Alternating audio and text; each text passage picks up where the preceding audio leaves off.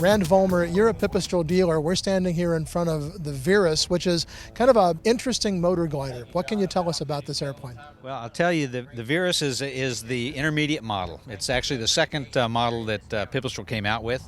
The CESSNA was their first model with a 50-foot wingspan. The vearus has a 40-foot wingspan, a little bit faster in cruise, still a motor glider, although it can be registered as an airplane. What's the difference between a motor glider and an airplane? Well, a motor glider is a glider, and a pilot needs a glider rating in order to fly a motor glider. It does not need a medical anymore. That's one of the advantages of the glider.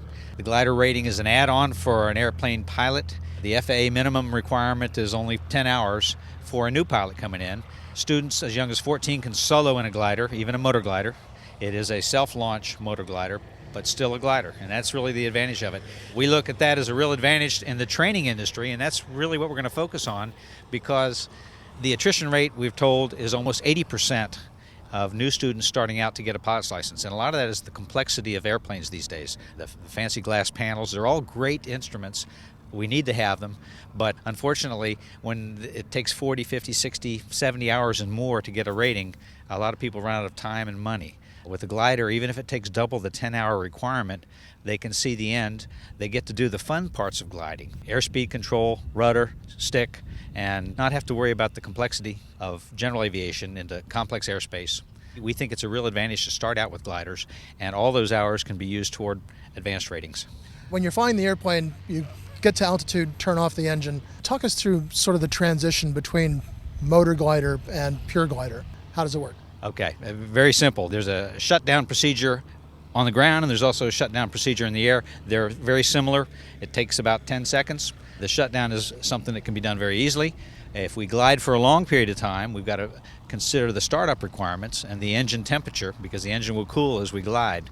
It's actually very simple. We use 1,500 feet as a guideline to make sure that we restart at an altitude where we're going to be able to have all the options available to us.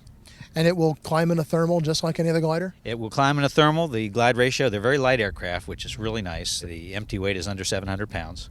Good useful load in the aircraft. This one, with only a 40-foot wingspan, has a 24-to-1 glide ratio.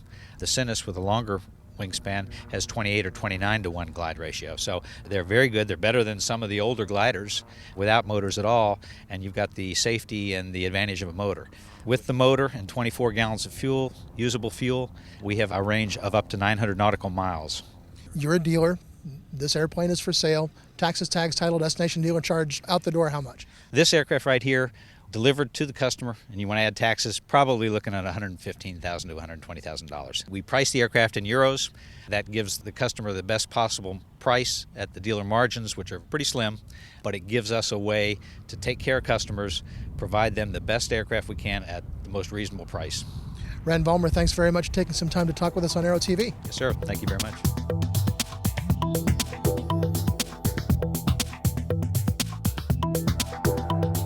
Aero-TV is brought to you by... The DFC-90 all-digital attitude-based autopilot delivers significant performance and safety improvements over previous generation systems. Its innovative flight envelope protection guards against autopilot-induced stalls, and the straight and level mode provides one-button recovery from unusual attitudes for an added measure of safety. Immensely popular within the cirrus community, the DFC-90 is now being made available for a growing list of aircraft including Piper Matrix and Mirage, CESSNA 182s, and BEECH Bonanzas and Barons.